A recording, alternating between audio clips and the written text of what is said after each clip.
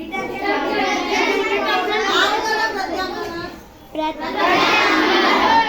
ಪ್ರತ್ಯಾಮ್ಲಕ್ಕೆ ನಾನು ಪ್ರಾಯೋಗಿಕವಾಗಿ ಬಳಸುವಂತಹ ಇಂಡಿಕೇಟರ್ ಸೂಚಕವನ್ನ ಹಾಕಿದಾಗ ಫಿನಾಕ್ಸಲಿನ್ ಇಂಡಿಕೇಟರ್ ಅನ್ನು ಹಾಕಿದ್ರೆ ಯಾವ ಬಣ್ಣಕ್ಕೆ ಬರ್ತದೆ?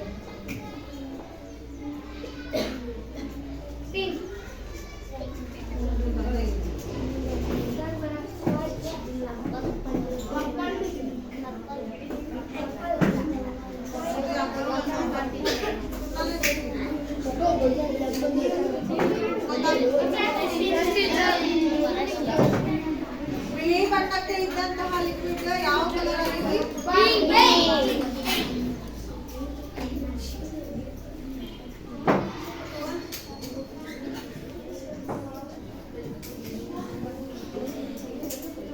ಯಾವ ಬಣ್ಣಕ್ಕೆ ಬಂದೈತಿ?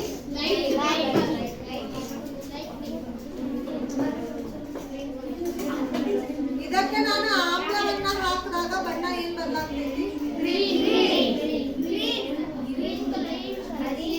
ಅಂದ್ರೆ ಅದು ಮೊದಲು ಏನ್ ಪಿಂಕ್ ಕಲರ್ ಇತ್ತಲ್ಲ ಆ ಕಲರ್ ಹೋಗ್ತಾ ಇತ್ತಷ್ಟೇ.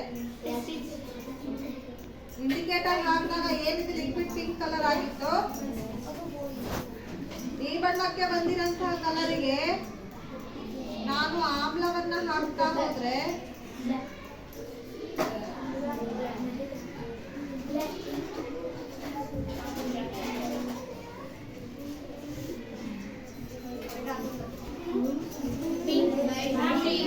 ಎಷ್ಟು ಡಾರ್ಕ್ ಇತ್ತಲ್ಲ ಕಲರ್ ಬದಲಾಯ್ತ? ಬಣ್ಣ ಬದಲಾವಣೆ ಗೊತ್ತಾಗ್ತದಲ್ಲ?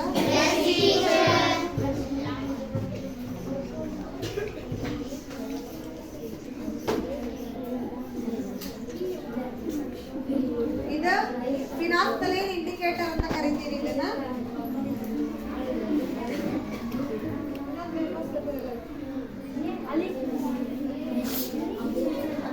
ಈಗ ನಾವು ಆಗಲೇ ಲಿಟ್ಮಸ್ ಪೇಪರ್ದ ಪ್ರಯೋಗ ಮಾಡಿದೀವಿ. ಇದು ನೀಲಿ ಲಿಟ್ಮಸ್ ಕಾಗದ, ಇದು ಕೆಂಪು ಲಿಟ್ಮಸ್ ಕಾಗದ. ನೀಲಿ ಲಿಟ್ಮಸ್ ಕಾಗದಕ್ಕೆ ನಾವು ಆಮ್ಲವನ್ನ ಹಾಕಿದಾಗ ನೀಲಿ ಲಿಟ್ಮಸ್ ಕಾಗದ ಆಗಿ ಬದಲಾಗ್ತದೆ.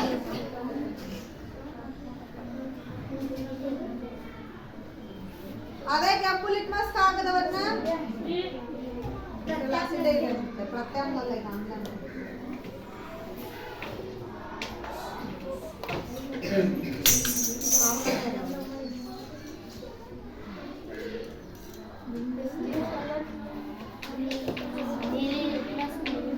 ಕೆಂಪು ಲಿಟ್ಮಸ್ ಕಾಗದ ಯಾವ ಬಣ್ಣಕ್ಕಿರುತ್ತೆ?